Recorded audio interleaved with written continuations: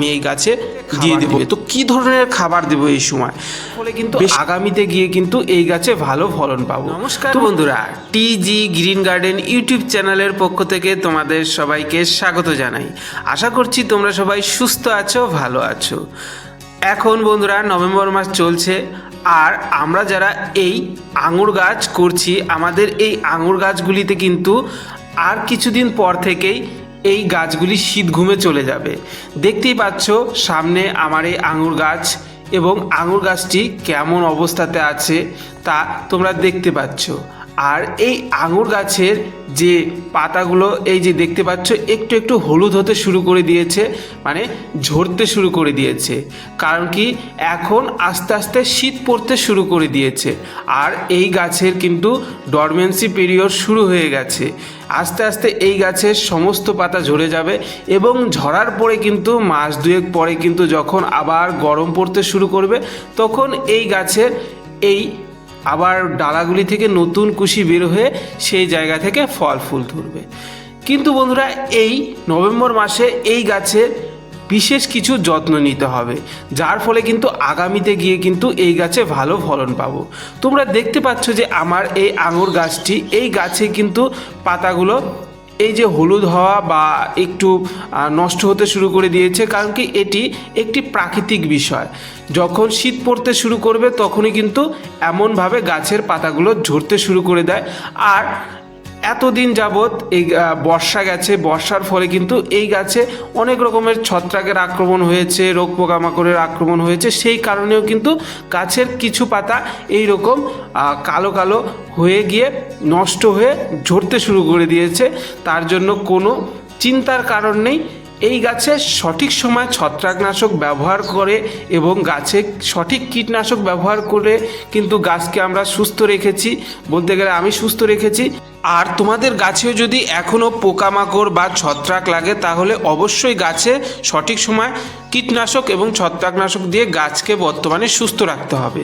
তো বন্ধুরা, এই তো গেল গাছের উপরের কথা, মানে কীটনাশক এবং ছত্রাকনাশকের কথা। কিন্তু এই সময় মানে নভেম্বর মাসে এই গাছে গোড়ায় কিছু খাবার দিতে হবে। কারণ কি, আমরা অনেকেই অনেক ভিডিও দেখে গাছের গোড়ায় যে কোনো সময় বেশি বেশি পরিমাণের খাবার দিয়ে দিই। এর ফলে গাছের গোড়ায় বেশি খাবার দেওয়ার ফলে গাছের গোড়ার যে শেকড় বাকড় থাকে, দেখতে পাচ্ছ আমার গাছের গোড়াটা, সেই শেকড় বাকড়গুলো নষ্ট হয়ে কিন্তু এবং গাছ বেশি পরিমাণে খাবার গ্রহণ করে নেয়, এবং পরবর্তীতে গিয়ে কিন্তু গাছের আমরা ফলন ভালো পাই না। আর বন্ধুরা, এই সময় যেহেতু আমি এই গাছে বিশেষ খাবার এখন প্রয়োগ করব, তার জন্য যদি তোমাদের গাছের গোড়াও এইরকম আগাছায় জরাজীর্ণ থাকে, তাহলে অবশ্যই গাছের গোড়াগুলো পরিষ্কার করে নিবে। তারপরে বন্ধুরা এই গাছে খাবার দিবে। তো কি ধরনের খাবার দিব এই সময়? বেশি ভারী খাবার নয়, হালকা খাবার দিব। কারণ কি, বেশি ভারী খাবার এই টবে দেওয়া যাবে না, মানে গোবর সার, ভার্মি কম্পোস্ট বেশি পরিমাণে দিতে পারবো না, কারণ কি জায়গা খুবই কম।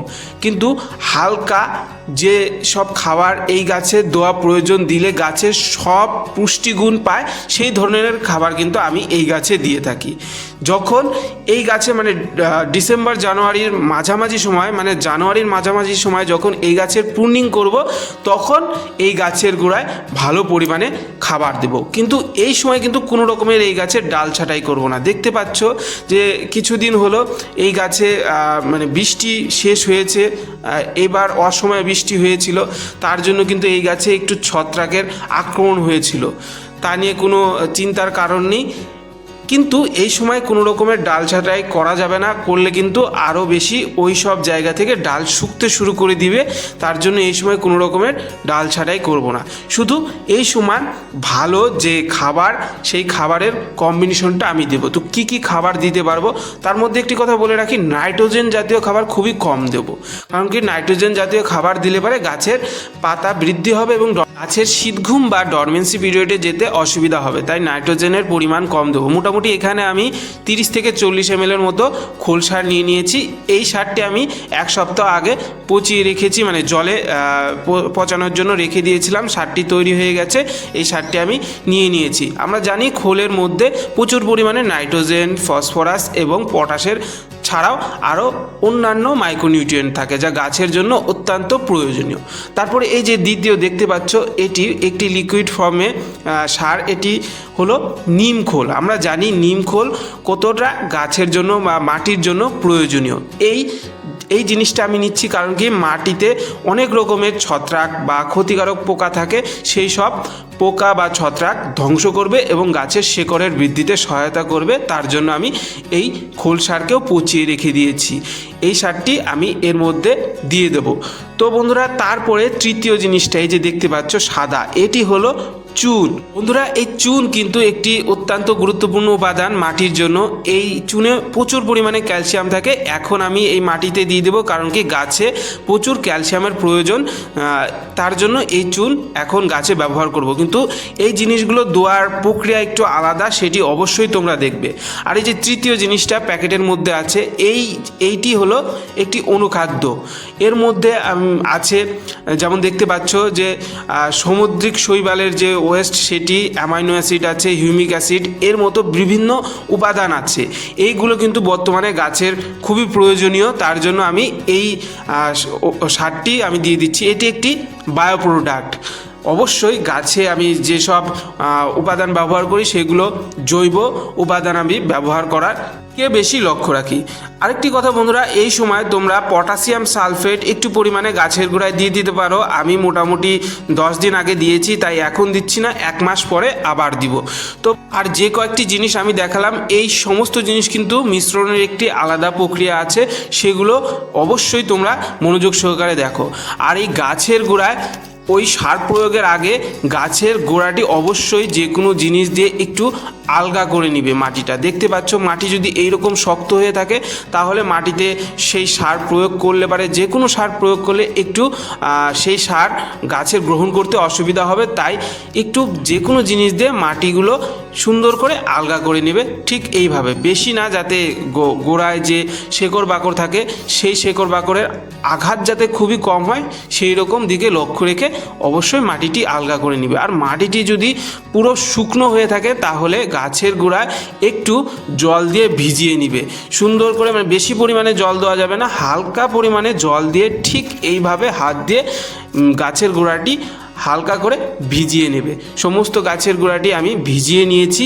এখন বন্ধুরা, এই গাছের গোড়া যেহেতু মাটি আলগা করা হয়ে গেছে এবং গাছের গোড়াটিও ভেজানো হয়ে গেছে, এখন ওই যে 3-4টি উপাদান আমি তোমাদেরকে দেখালাম, এই 3-4টি উপাদানকে মিশ্রিত করার যে প্রক্রিয়াটি সেটি আমি তোমাদেরকে দেখাচ্ছি।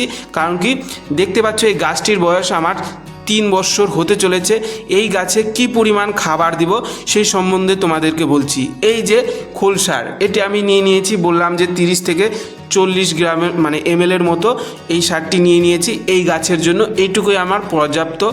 আর তারপরে এই যে নিমখোল, এটি মোটামুটি 1 মুঠের মতো, আমি 1 মুঠের থেকে একটু কম আমি নিয়েছি, নিয়ে আমি ভিজিয়ে রেখেছিলাম মোটামুটি 3-4 দিন দিয়ে। তারপরে আমি সেই সারটিও আমি দিয়ে দিচ্ছি এই গাছের জন্য। তারপরে এই যে অনুখাদ্যটি দেখতে পারলে, এটি মোটামুটি 1 থেকে 1.5 চামচ আমি দিয়ে দেবো। সুন্দর এই যে কালো কালো দানাযুক্ত এই সারটি কিন্তু মাটিতে খুবই উপকারী এই সময় গাছের জন্য, মানে যে কোনো সময় মাসে 1 বার দিলে পারে গাছের জন্য খুবই উপকারী একটি উপাদান। তো বন্ধুরা, এই 3টি দিয়ে দিচ্ছি। চুন আমি এই গাছের গোড়া এক্সট্রাভাবে দিয়ে দেবো। তো এই 3টি দিয়ে দিলাম। এখন জল কী পরিমাণে নেব সেটি জানার বিষয়। এই যে সারগুলো দিয়েছি তার 10 গুণ মানে আমি জল দেব। দেখতে পাচ্ছ এই ছোটো বাটিটির অর্ধেক ছিল সার, সেই বাটিটির 5 বাটি আমি জল নিয়ে নেব। 2 বাটি চলে গিয়েছে।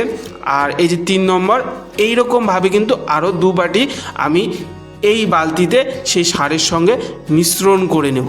কারণ কি বেশি ঘন হলে পারে গাছের গোড়ায় সর জমে যেতে পারে কিংবা গাছের গ্রহণ করতে অসুবিধা হয়।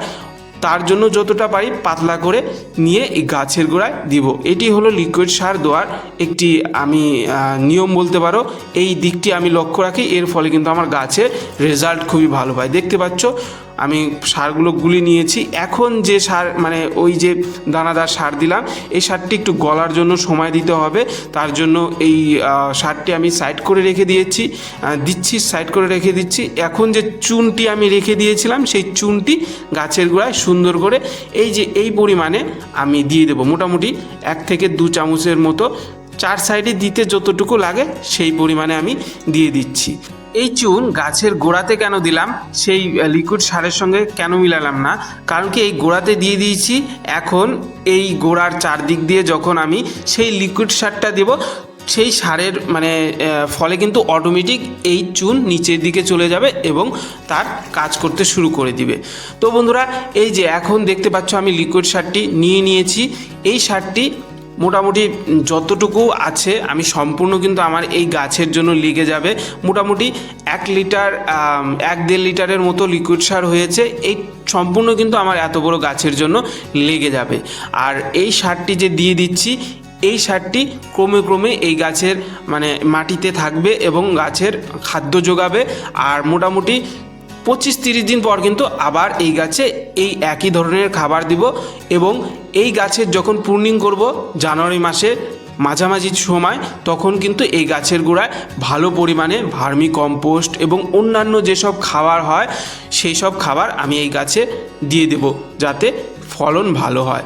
আর এই সারটি এখন দিয়ে দিলাম, গাছের শক্তি যোগাবে এবং গাছে খাবার মানে ডরমেন্সির পিরিয়ড বা শীত ঘুমে যে যাবে এই গাছটি, সেই গাছটির আগামীতে গাছের থেকে ভালো কুশি বা ফুল আসতে সহায়তা করবে। তার জন্য এই খাবারটি এখন কিন্তু এই গাছে দেওয়া অত্যন্ত প্রয়োজনীয়। অনেকে বলে বেশি পরিমাণে খাবার দেওয়ার কথা, এই সময় কোনোভাবেই বেশি পরিমাণে খাবার দেওয়া যাবে না। তো বন্ধুরা, আমি কিন্তু এই গাছে এই নভেম্বর মাসে যে পরিচর্যা প্রয়োজন, খাবারের প্রয়োজন, সমস্ত কিছু কিন্তু আমি করে নিয়েছি। এর থেকে বেশি আর করার কোনো দরকার নেই।